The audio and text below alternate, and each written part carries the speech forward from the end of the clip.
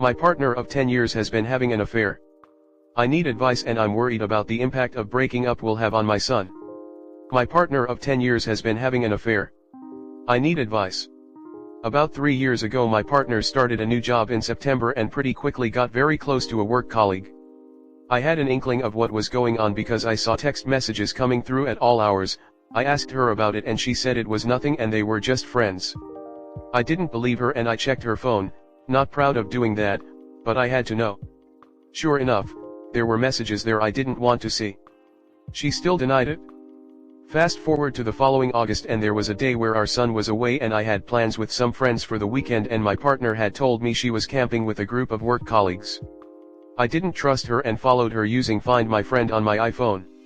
She didn't go where she said she was going, but I gave her the benefit of the doubt and thought maybe the group's plans had changed and they were going elsewhere.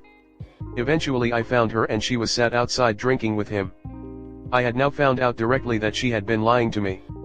I texted her saying, "Hey, how's the camping going?" When she texted me back some bullshit, I sent her a photo of them together. If I was less of a coward I would have confronted them both. But I was so scared of breaking up my family. I just left and drove to see my friends and tried to enjoy myself and come to terms with what had happened.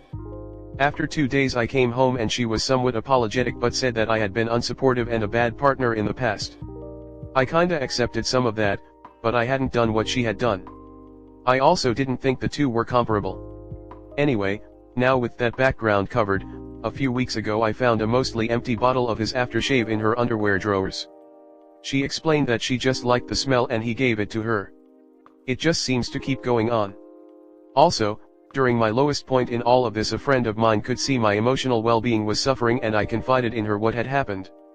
She had just gone through a painful breakup herself and as a result we became closer friends until eventually the inevitable happened. For a while this clouded my judgment because I really fell for her because she was so kind and supportive and showed me love that was missing in my life. For a few months we had a fling, but it has ended now as it's better that we support each other as friends than to continue the affair and we both know that that kind of relationship isn't going to be healthy for us in the long term. I didn't want mine and my partner's relationship to end up like this.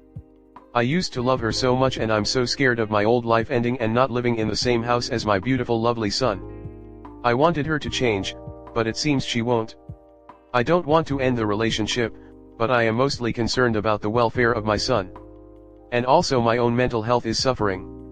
I feel very anxious and never really know what my partner is up to or where she is or when she works late. We don't argue or shout at each other. We are quite amicable on the surface, but I can't shake off this feeling of betrayal. My dad died when I was 13 and I feel like I should do everything I can to prevent my son going through a similar experience. Comment. I think if you stay for your kid, you won't be happy and it makes an unhappy outcome for the kid just the same. Divorce would mean a custody thing and your kid may be running between two households, one with her and that guy, maybe, or some other in it. If she is not making an effort then she has already left you. I am so sorry you were done this way and please don't take any blames for her behavior. Seriously, keeping a bottle of his aftershave at your house? I would talk to a lawyer and get all your ducks in a row. Unfortunately, you've probably done everything the wrong way. And I mean everything. The one suffering the most is your son. He is now in the middle of a toxic relationship and whether you believe it or not he knows what's going on. It's unbelievable what they absorb. Do you think that you guys are presenting a solid trap for him but he knows? It's amazing what they pick up. What's the best thing for him is to have two people who are happy, who are co-parenting and not being in the middle of a toxic relationship. You said your dad died, but you're still alive. You've done everything wrong but now it's time to do the right thing. Your son cannot be happy if both his parents are unhappy, he cannot be happy in a house where there is constant tension between his father and mother, where the burden of infidelity hangs over everyone. Leave and agree with her about a decent co-parenting. You can't live in hell all the time, so as not to cripple your soul. You and your son deserve the best. You will not be deceased, you will be with him. He is better in a sane healthy home going back and forth, than a home with disrespect and dysfunctional behavior. Kids know. We always knew it is far worse to live with a cheater than two happy homes. You will be with him. What you are living is dysfunctional and toxic. Never protect a cheater, they are liars and will cheat again. What you do is up to you, but you do him no favors if you stay with someone who treats you poorly. You teach him how to be treated poorly and disrespected. I would go for full custody. Even in no-fault states, cheating affects custody and finances. Just let her date her AP while you raise the kid in your shared home. Because that's what you are trying to do with the actions you are doing. You can let her be single and stop touching her for your safety while you just focus on being miserable and raising a kid with her. Next story 2. Feels like I deserve being cheated on for not being worthy enough. Even if it has been a while, I'm still struggling to properly process a cheating experience I had that really hurt me. And I can't help but blame myself for what happened, but I also have those feelings of humiliation, disgust, and guilt in the background while I'm trying to build a meaningful life for myself. It's just I feel like I fucked up and was not good enough to deserve it. I thought we were having something meaningful, we were making plans for the future, he was telling me he was going to marry me, that I was perfect for him, that he didn't deserve me and was scared to lose me, that I was the best thing in his life and will always love me no matter what.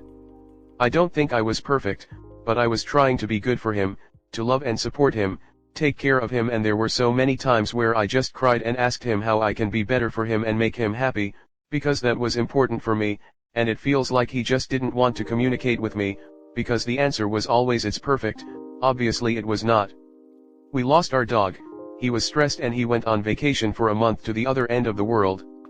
He was telling me how he regretted I didn't come, how much he missed me, how he loved me until he stopped. Then he was confused, hated himself and everything he was doing. Turned out he spent 9 nights with a Reddit friend who he's known for over 2 years and never told me about. They did drugs, cheated on me with her, and he decided he wanted to move to her country to have a 10/10 life. While with her there he told me he was going to spend his life with me, that he loved me and even asked me for nudes. When he came back he said he was confused and didn't know if he wants to break up, but he did. He gave me excuses as to why he wants to move to X country, and that he wasn't happy enough there and with me, but it wasn't my fault, it was him who thought he would never be happy. He still slept with me though and gave me an infection, told me he had feelings, that he was scared what would happen when I move out, knowing he cheated and was going to move to her. And what haunts me the most is how happy he looked that he broke up. He even told me by seeing me cry I sucked his happiness out. Eventually I moved out. He still asked me for nudes and I blocked him so I could focus on myself, because he insisted on talking to me and didn't leave me alone because he cared. The fact that he cheated on her with me is disgusting and I feel dirty for it. A month ago he reached out via email to congratulate me on my birthday and to say he regrets everything he did to me. He said I was the perfect partner, but he tried to sabotage himself and didn't know how to cope, and see he felt he didn't deserve me. That he carries regret with him and he hates himself for the way he treated me. That he will always regret disrespecting me, and it felt like there was no coming back from the awful way he treated me during the relationship. And by letting someone else close to him it was a sabotage. That I mean the world to him. He doesn't want to lose me and to not ghost him. But with his actions he lost me. He told his best friend he needs the girl in his life and doesn't care what it would cost him to be with her, and that Noon understood their love, which means he bragged to others and humiliated me. He even asked her if he can still be in contact with me, and she knew I existed before BTW. He moved to her and is doing so much he was not willing to do for me, and that hurt me so much. So even when perfect I'm not good enough? Then will I ever be? I blocked him again, even from emails.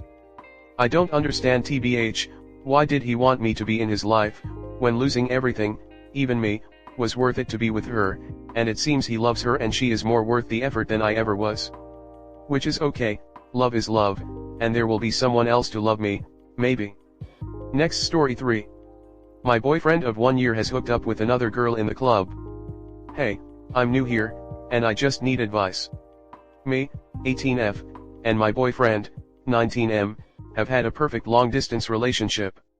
He lives in Madrid and I live in London, and every 2 weeks he either came to London or I came to visit him. As you can understand, it wasn't really long distance. I spent the whole amazing summer with him before our anniversary, where I felt like he didn't put in effort at all. We talked about it and resolved it. Communication was key in our relationship. However, 6 days after I left he went out, got drunk and hooked up with another girl. For 2 days he has been nervous and breaking down, not eating, crying, and then he called me and told me what he has done. Since then it has been 2 full days, and I'm seeing him this Friday in London for a talk. He is very apologetic and claims to only love me. however he has a history of cheating with every single ex of his. My mom didn't really take my side as she said that it's hard to find good guys like him, but aren't they supposed to control themselves? I need advice on whether I should break up or take a break. I know we are both young, but I would never let myself cheat on him, even though every night out multiple guys approach me. I have to add that I have heard rumors that he has done it before in our relationship. Comment. I'm sorry, but your mom saying it's hard to find good guys like him is beyond offensive.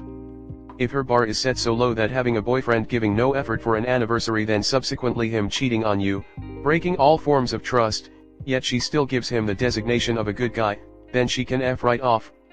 He put your health in jeopardy without your consent, for the love of God. It doesn't seem she knows what a good guy is, nor does she seem to have your best interests at heart. His actions speak loudly. If you want to be disrespected and taken advantage of the rest of your relationship, eventually losing yourself in the process, then stay. /S. You set the bar today for how you want to be treated in future relationships, romantic or otherwise. Stay firm on your boundaries, as some will challenge them and try to break them. This is something that will have lasting impacts on your future. Stand up for yourself now, as you are your best advocate. Keep your dignity intact by not allowing others to put your mental, emotional, and physical health at risk. If that makes it hard to find good guys like him, so be it. You are too young to somehow think you can't do better. That's a load of crap. To be honest, everyone is too young to be treated as an afterthought, but that's beside the point. Life is too short to be treated less than the valuable person you are. Anyone that does or says otherwise doesn't belong in your life. It took me a long time to figure this out for myself, so I wrote my response almost like a letter to my younger self. I'm grateful for your kind words, and I'm truly humbled to know I was able to support you in any way. If you ever need someone to vent or talk to, feel free to message me. I'd take a break from this relationship if I were you. You're both young, that's probably why he's hooking up with these other girls. He's not mature enough to make an adult commitment.